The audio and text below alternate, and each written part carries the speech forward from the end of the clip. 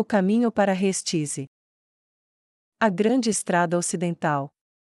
Não deixou de ser uma coisa estranha para Zariuzu, cavalgar ao lado de Chautiar Bloodfallen. Atrás deles marchavam fileiras após fileiras totalmente impossíveis. Anões e humanos marcharam na frente ao lado de goblins e orques, como algumas das criaturas menores. Eles estabeleceram o ritmo para garantir que todos os soldados se movessem como um só. Mais atrás estavam ogros e gigantes na retaguarda. A cavalaria na forma de cavaleiros se estendia além deles para fornecer segurança. Em carroças cobertas viajavam quagoas, os antigos inimigos dos anões que se tornaram aliados. Ele tinha visto algumas conversas tranquilas entre as fogueiras noturnas. Mais de um quagoa ficou preocupado pelo fato de serem mantidos seguros em sua jornada pelos anões, e mais de um anão ficou preocupado porque suas horas de descanso foram mantidas seguras pelos quagoas. Mas tudo isso não era nada perto de andar ao lado daquela garota vampira. No que diz respeito aos corpos humanos, ele sabia que ela seria considerada uma beleza etérea, impossível de acreditar ser real, a menos que alguém a visse pessoalmente. No entanto, ele tinha visto sua raiva, ele tinha visto ela arrancar membros dos corpos de homens vivos com o mesmo sorriso que alguém poderia ter no rosto depois de dar uma mordida em uma boa refeição. Uma escuridão pairava sobre ela. Uma violenta sede de sangue como ele nunca tinha visto, e que mal foi contida. Os cascos dos cavalos abaixo deles faziam seu barulho rítmico de clipe, clop, clipe, clop ao longo do caminho conhecido como a Grande Estrada Ocidental. Este era um lugar único no reino Restize. A maior parte era feita de pedra, e conectava várias cidades. Riesta, o mais próximo no caminho ao sul de Ezenaru, e Emera, ao sul dela por alguns quilômetros. Ambas eram cidades relativamente pequenas, e cederam com a chegada de seu exército. Esta última exigiu que Chautiar batesse na porta, o que a fez voar para dentro da cidade como se tivesse sido levada por um vento forte e terrível. Mas ambos se submeteram, e agora a bandeira da família real tremulava novamente. 2 dias foram gastos em cada cidade para rearmar e reabastecer, bem como para proporcionar algum tempo de recreação aos soldados sob seu comando. Cada vez, para aplacar Chautiar ainda mais, Zariuzu sugeria: por que você não faz algumas compras, encontra alguns presentes legais para seus amigos, a cidade cedeu a você, deixe-me fazer minha parte. Cada vez ela aquecia, mas agora, tendo passado por ambas as cidades, ele percebeu que o olhar dela ocasionalmente se voltava para ele enquanto cavalgavam juntos cada vez mais para o sul. Eles tinham apenas um objetivo, então. Bem, quem sabe o que aconteceria então? Zariuzu olhou mais para o oeste, longe dela. A vista era linda aqui, a grande estrada ocidental ficava a poucos passos do grande mar que corria à vista das bordas dos penhascos, e avenidas que desciam lentamente até a costa. Ele nunca tinha visto nada parecido. Água sem fim, as ondas quebrando, o sol ainda estava baixo no céu, as nuvens se dissipavam por quilômetros de distância. Ele gravou a imagem em sua cabeça como algo que ele lembraria, e contaria aos filhos até que a velhice o levasse, se ele tivesse a sorte de falecer dessa forma. O que você está olhando? Chautiar perguntou curiosamente. Ele suspirou mentalmente de alívio, ela estava de bom humor hoje. Isso, senhora Chautiar. Ele disse enquanto gesticulava para o oceano. Nunca vi nada parecido, nem em toda a minha vida, é lindo.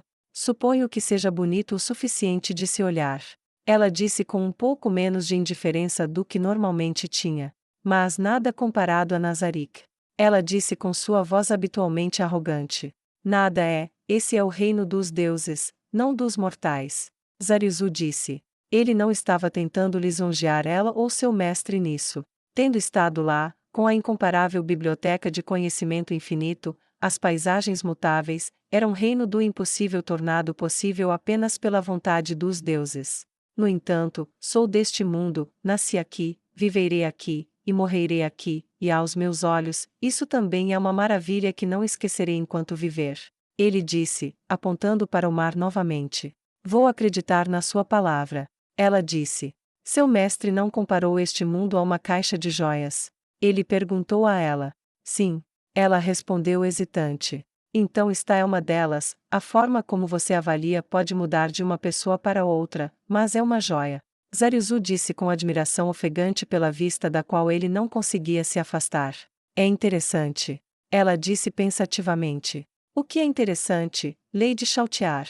Ele perguntou. Essa é provavelmente a primeira vez que você me contradiz. Ela disse com uma voz doce. Merda. Zariuzu pensou consigo mesmo. Agora que penso nisso, você parece não apenas nunca me contradizer, mas também de alguma forma sempre consegue o que quer. Ela disse, olhando para as rédeas de seu cavalo morto-vivo. Ele não respondeu. Ela olhou para ele. Importa-se de me dizer por que isso acontece? Ela perguntou com uma pitada de raiva em sua voz. A mente de Zariuzu disparou enquanto ele olhava para o mar. Olhe para mim, General Zariuzu. Ela disse, enfatizando seu título. Ele desviou o rosto para olhar para o monstro diminuto. Explique-se. Ela disse. Explicar o quê, Lady Chautiar? Ele perguntou com sua voz mais respeitosa.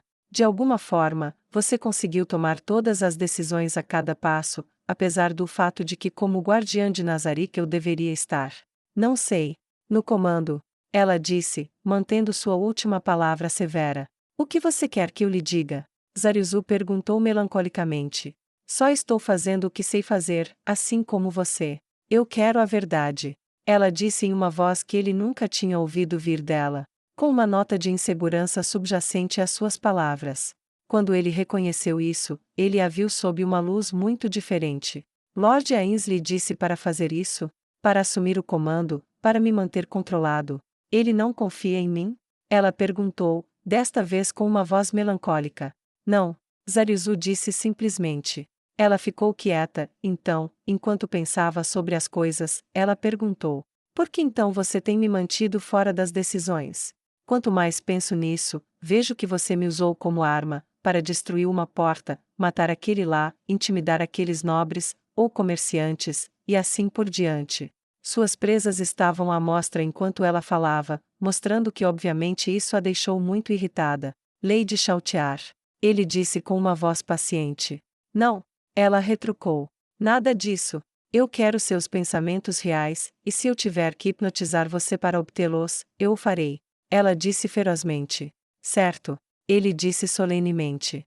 Garanta que você não fará mal nem fará com que eu ou qualquer um dos meus seja prejudicado pelo que eu digo. Ele disse. Em nome de nosso Senhor, eu juro. Ela respondeu. Você não está apta para comandar. Ele disse sem rodeios. Ela olhou para ele com surpresa. O que você disse? Ela perguntou, aparentemente não acreditando que alguém falaria com ela dessa maneira.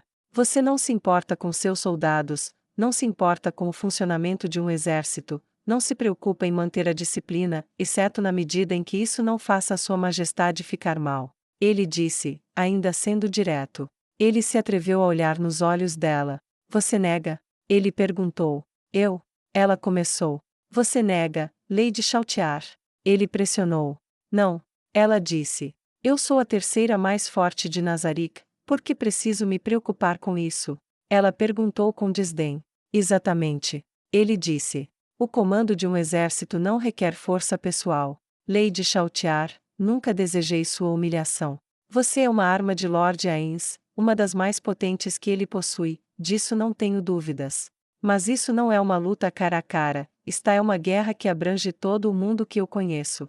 Isso não é férias para mim.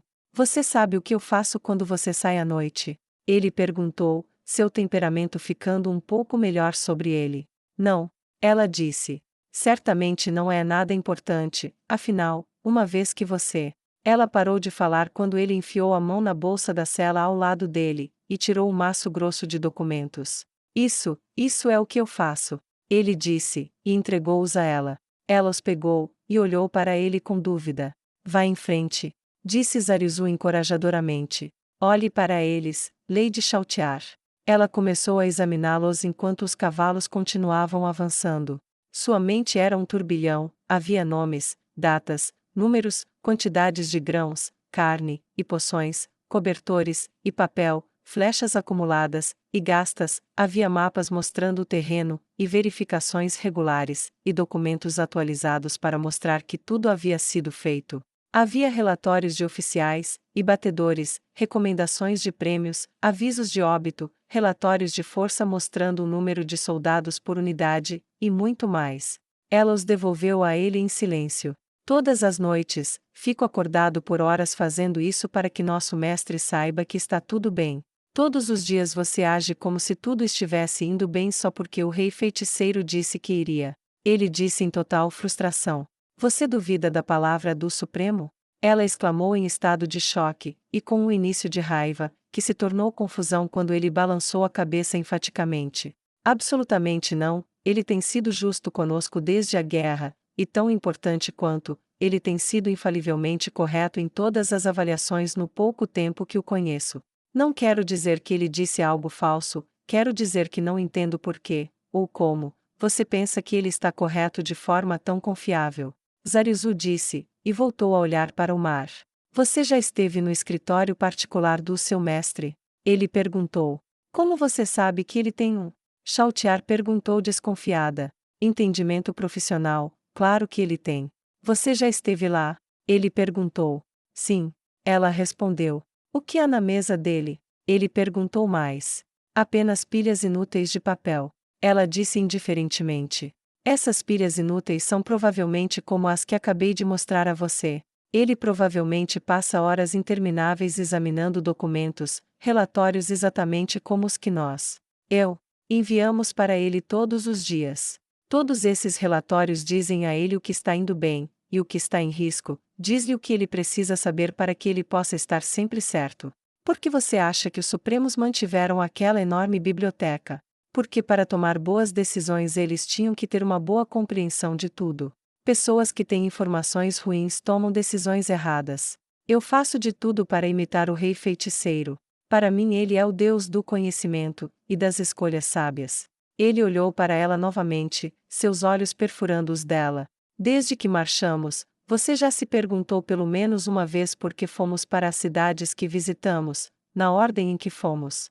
Zarizu perguntou sem rodeios. Não, porque isso importa. Ela perguntou. Como algumas cidades têm mais suprimentos que podemos recrutar, algumas têm melhores defesas ou são mais propensas a lutar, algumas podem cortar nossa linha de abastecimento, e algumas são fundamentais para manter boas relações com os vizinhos.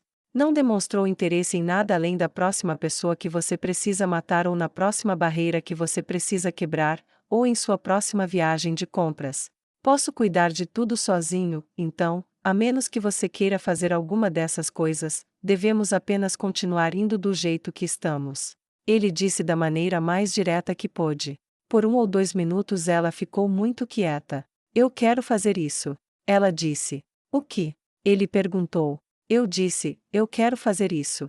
Ela disse com firmeza. Se os outros guardiões, Aureole ou Omega, Cocytus, Demiurgo, Albedo, Aura, e Mare, se todos podem fazer mais, então eu também deveria. Achei que estava fazendo o suficiente apenas apunhalando minha lança ou quebrando barreiras, não tinha ideia de que havia muito mais para fazer. Ela disse surpresa. Você está falando sério?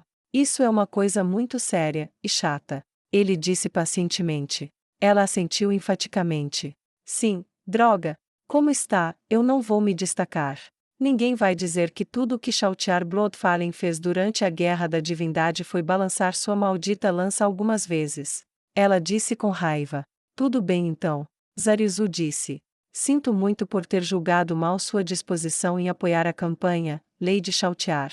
Espero que uma inclinação de cabeça seja suficiente para obter seu perdão. Ele disse, e inclinou a cabeça para ela. Ela suspirou com algum aborrecimento. Suponho que não tenho escolha. Lord Ains nomeou você pessoalmente, e ele nunca está errado. Eu deveria tentar ver mais porque você recebeu esta posição. Não vou pedir que você comece a se preocupar comigo ou com nossos soldados, não vou pedir que você me veja como um camarada ou igual. Tudo que peço é que você se lembre de que nascer fora de Nazarick não significa que somos todos necessariamente idiotas. Bem, deixando de lado o rei Philip, Zarizu disse, deixando uma pitada de humor no final. Ela assentiu silenciosamente, e eles seguiram em silêncio até a hora de acampar. A estrada para Helobel era bastante reta, no que diz respeito às estradas do reino, e estava em melhores condições do que muitas, levaria apenas alguns dias até que chegassem lá. Eventualmente, eles avançaram o suficiente para que Zariuzu se sentisse confortável em pedir a parada da linha de marcha e estabelecer seu acampamento. Ele não teve que esperar muito até que Lady Chautiar aparecesse na tenda de comando e se sentasse à sua frente enquanto retirava os documentos. Tudo bem, mostre-me como isso funciona. Ela disse com entusiasmo. Como desejar, Senhora Chautiar. Ele disse enquanto tirava o primeiro e mais simples documento que conseguiu pensar. Estrada para a cidade de Restize. Foi um dia muito bom. O general Nimble cavalgou ao lado do rei Zanak à sua direita, enquanto a princesa Renner cavalgou à sua esquerda, Klin cavalgou ao lado dela, e Brenunglaus cavalgou ao lado de Klin. Era como se cada pessoa estivesse se esforçando para proteger quem estava à sua direita, e isso parecia apropriado. Quando menino, Nimble cresceu rodeado de baladas heróicas, épicos, histórias, mitos, grandes reis, nobres guerreiros, uma era de heróis lendários cujo caráter e qualidade estavam muito acima do normal. Isso o fez desejar ser um soldado, um guerreiro, estar ao lado de pessoas de grande mérito. A vida, no fim das contas, foi boa em decepcionar as expectativas da infância. Embora tivesse uma opinião muito boa sobre o imperador Jirkniv, as maquinações implacáveis do homem não eram exatamente nobres. Ele tinha uma opinião semelhante agora que estava mais familiarizado com o rei feiticeiro, uma figura ainda mais astuta e implacável que o maldito imperador. No entanto, com tudo isto veio uma espécie de respeito pelos seus métodos, se não mesmo um amor por eles, porque era através dessas formas que eles minimizavam o risco para os seus seguidores. O ataque nobre através de um campo contra um inimigo bem preparado gerou uma grande história de heroísmo, mas se uma manipulação inteligente deixasse esses inimigos meio famintos ou divididos, muito mais pessoas voltariam para casa vivas de um lado. Agora, porém, ao olhar para a esquerda e para a direita, sentiu-se confiante de que estava do lado direito em todos os sentidos da palavra. O rei Zanak provou ser tudo menos estúpido, Renner mostrou uma mente profunda e perspicaz, Klin era o guarda-costas mais leal que ele já tinha visto, e Brenunglaus tinha um dom anormal para a espada, e uma arrogância alegre que fazia ser impossível não gostar do homem. Só quando já estavam a um quarto de distância, e horas de viagem até a capital é que ele percebeu isso. Isso será uma lenda um dia. As pessoas escreveriam durante milhares de anos sobre a guerra da divindade, e cada rei, cada general, seria gravado nos anais da história. Daqui a 1000 anos, as pessoas debateriam se a retirada fingida da família real de Restize fazia ou não parte do plano, ou se foi pura sorte. Ele bufou. Eles acabarão perguntando ao rei feiticeiro a cada 1000 anos ou mais. Ele pensou consigo mesmo enquanto refletia sobre a ideia de um governante verdadeiramente imortal de dons ilimitados. Renner estava sentada em seu cavalo, ainda brincando com uma caixa quebra-cabeça. Um olhar intenso que ocasionalmente perturbava Nimble quando ele olhava muito de perto ou por muito tempo. Klin tinha um olhar severo no rosto, focado diretamente na frente, o rei Zanak praticamente tremia de antecipação. Este seria o culminar de um plano há muito cultivado para acabar com a teocracia Slane, e a ameaça que representava através das suas operações secretas e negociações traiçoeiras com os seus vizinhos. Será bom estar em casa novamente. O rei Zanak comentou. Tenho certeza que sim, meu senhor, mas temos certeza de que eles não resistirão? General Nimble perguntou. Bren bateu com a parte de trás da katana no ombro, pensativo. Tenho certeza que não. Você sabe que eles já devem ter percebido que tudo acabou, eles não têm mais um exército, quase todo mundo foi capturado, e os que não foram, bem, esses estão todos mortos.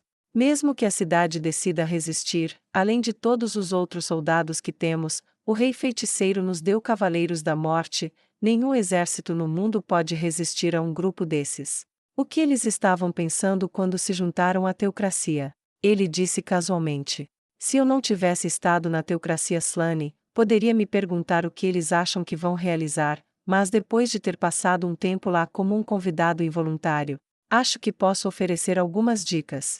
Klin disse, e Renner sorriu radiante, mas não tirou os olhos da caixa. Bem, jovem, o rei Zanak pressionou. Por que você não nos esclarece? Eles não estão pensando nada. Klin disse sem rodeios. Poderia explicar isso? General Nimble perguntou. Eles não pensaram em nada disso. Não quero dizer que sejam estúpidos, é apenas. Eles são obstinados. Eles veem uma coisa, e apenas uma coisa, e qualquer coisa que não se encaixe naquela pequena e estreita visão, eles descartam, ignoram, negam ou destroem. Eles estão tão obcecados com o rei feiticeiro, com o sínodo, com a superioridade humana, e seu suposto lugar aos olhos dos deuses, que não conseguem imaginar mais nada. Clint disse tristemente. A General Zexi era minha carcereira, superficialmente ela parece uma maníaca de batalha brutal que não se importava com nada, mas por baixo disso havia uma pessoa que estava sempre no limite de seu próprio país, que a atraiu, abusou de sua irmã mais nova diante de seus próprios olhos com a forma como ela foi obrigada a se vestir, as surras que ela levou, e coisas piores. E nunca lhes ocorreu que Zexi, sabendo de tudo isso, iria discordar disso. Isso parece incrivelmente estúpido. Bren disse em descrença. Houve acenos de concordância dos outros. Talvez, mas foi mais do que isso.